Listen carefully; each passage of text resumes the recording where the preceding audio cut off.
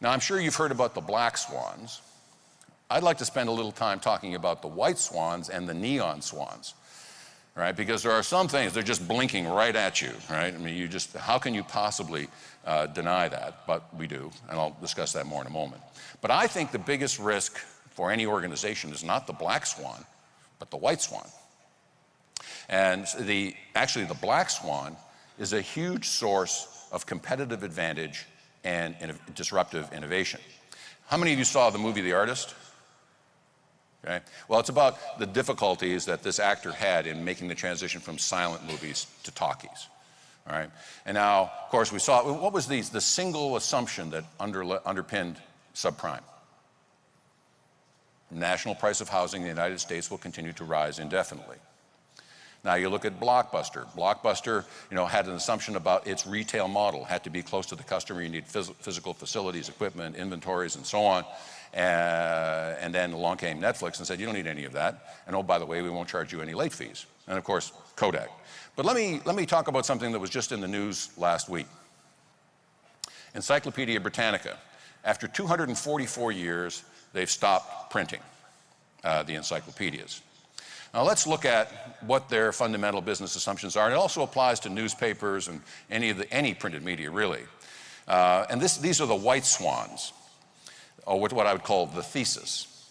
And that is in cases that the reference knowledge, since the time of the caveman and drawing things on the wall and so on, that it's been printed in some way.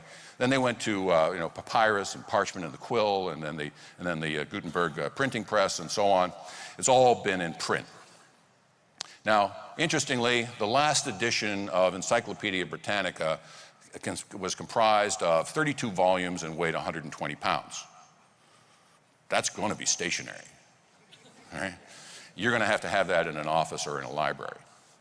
Now, it was also updated periodically, right? So, okay, every year or so you would get a new edition that kind of advanced the knowledge. You'd also pay a subscription fee. It focuses relatively on a narrow range of topics. It's written by specialists in conjunction with specialists and professional editors. It's verified, and it's archival to some extent.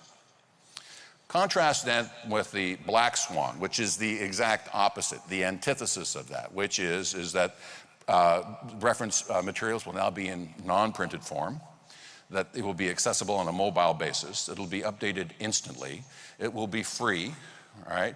It'll be broad topics, 4 million topics, it'll be crowdsourced with volunteers, it will be unverified. Let me just speak about that point for a moment. How many of you knew that friendly, neighborly Mr. Rogers was actually a Navy SEAL with 25 kills to his name? Yeah. You look it up on Google, that's what you'll find. Right? So the problem is that is not verified information. So there's a value to that. And of course, in terms of archival nature of it, has anybody thought about EMP and what will happen to all of our digital materials? So the challenge then for Encyclopedia Britannica is how can they create the synthesis of the best of both worlds, right? Now, Thomson Reuters, for example, when I talked to Dick Harrington a number of years ago when he was the CEO, talked about how they sold off their newspapers when they were cash cows so they could fund the acquisition of Reuters so that they could basically be mobile, instant. They were not free because people were willing to pay for verified information that was customized to their specific requirements.